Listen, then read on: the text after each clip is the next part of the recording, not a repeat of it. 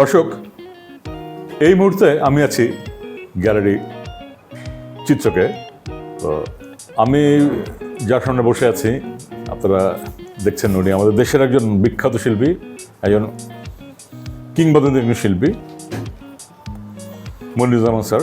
তো স্যারকে আপনারা সবাই চিনেন, সবাই জানেন, নতুন করে পরিচয় করার কোনো কিছু নেই। আসলে স্যার সম্পর্কে বলতে গেলে একটি ইতিহাস রচনা করতে হবে, অনেক গল্প। তো উনি চিত্র গ্যালারির একজন প্রতিষ্ঠাতা বা ফাউন্ডার, এটা আপনারা সবাই জানেন। তো আসলে চলুন স্যারের কাছ থেকেই স্যারের সম্পর্কে জেনে নেই, এটা মানে ভালো হয়। কেমন আছেন স্যার? ভালোই আছি, চলছে। চারিদিকে যে অবস্থা, তার ভিতরে ভালো থাকা, সামান্য ভালো থাকা, অনেক ভালো থাকা, আছি, ভালো আছি। চিত্র গ্যালারি বরাবরই মানে সুন্দর সুন্দর প্রদর্শনী আমাদেরকে উপহার দিয়ে এসেছে, আমরা দেখে এসেছি। তো এখন চমৎকার একটি আয়োজন চলছে, যে পরম্পরার খোঁজে বরেন্দ্র ভ্রমণ। অনেক আমাদের দেশের অনেক নামি দামি শিল্পীরা এখানে আছেন, আমাদের কাজ দেখছি, আপনার কাজও আছে। তো স্যার, এই আয়োজনটা সম্পর্কে জানতে চাই, আর গ্যালারি চিত্রক সম্পর্কে জানতে চাই, আপনার জার্নিটা আর কি। ধন্যবাদ আপনাকে। গ্যালারি চিত্রক সম্বন্ধে তো আপনি বললেনই। আমরা এখন 25 বছর অতিবাহিত করছি গ্যালারি চিত্রকের, 25 বছর। এবছর আমরা 2000 সালে শিল্পগুরু শফিউদ্দিন আহমেদের এই আঙিনায় গ্যালারি চিত্রকের যাত্রা শুরু হয়েছিল। অদ্যাবধি আমরা আছি এখানে। চিত্রকলার জগতের বিভিন্ন ধারা পরিক্রমা নিয়ে আমরা কাজ করি, নিজেরাও শিল্পী। তো শিল্প এর প্রচার প্রসারের উদ্দেশ্যটাই আমাদের কাজ। চেষ্টা করে যাচ্ছি, কতটুকু পারছি জানি না। সাংস্কৃতিক আন্দোলন ছাড়া একটা জাতি কোনোদিনই আমার মনে হয় না ফ্লারিশ হয়। আমি বলতে পারি যে, অথবা আপনারা জানেন যে পৃথিবীতে অনেক উন্নত দেশ আছে। আপনাকে জিজ্ঞেস করলে আপনি 10-20টা নাম বলে ফেলতে পারবেন যে উন্নত দেশ।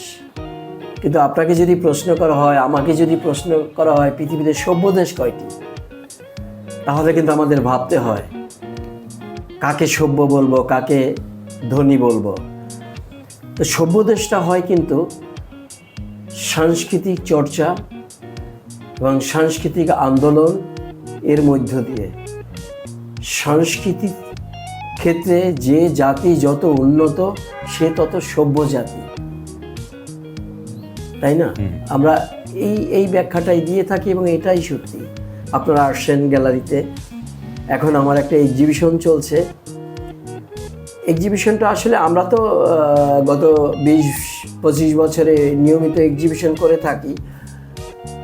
এটাও জাস্ট তারই ধারাবাহিকতায় একটা।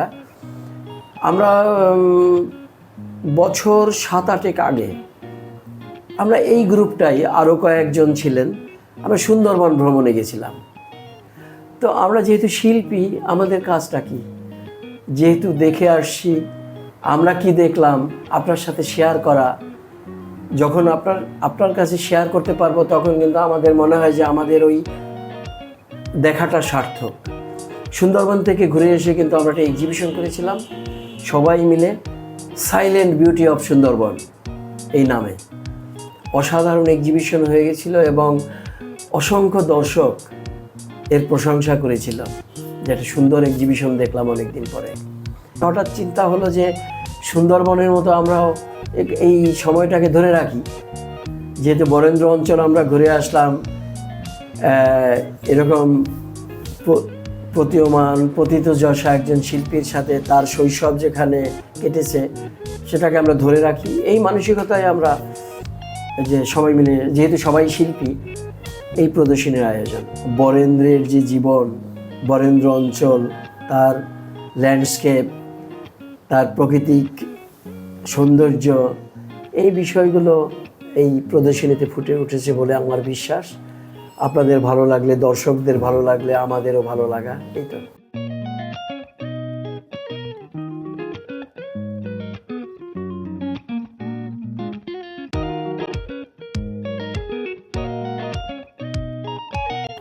আপনারা সপরিবারে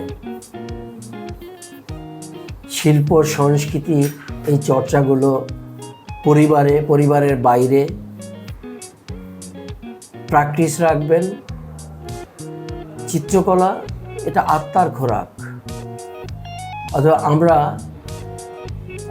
খাদ্য গ্রহণ করি পেটের ক্ষুধা নিবারণ করার জন্য, কিন্তু চিত্তের ক্ষুধা কিন্তু, আত্মার ক্ষুধা কিন্তু 80 ভাগ, 20 ভাগ পেটের ক্ষুধা। এই 80 ভাগ পূরণ করার জন্য কিন্তু আমরা সচেষ্ট হই না।